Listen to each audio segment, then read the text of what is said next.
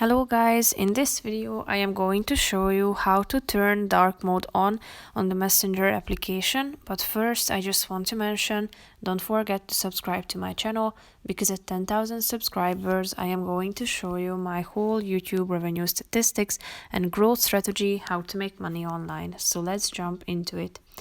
First of all, open the application on your phone.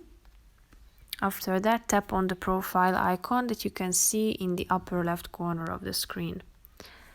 Now click on the first option, dark mode, and tap on the first option, on.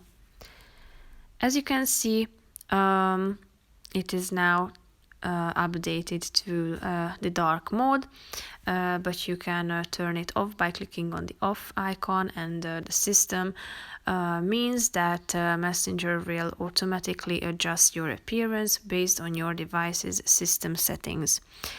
So that's pretty much it for this video. I hope you found it helpful. If you did, consider subscribing, and see you in the next video. Bye bye.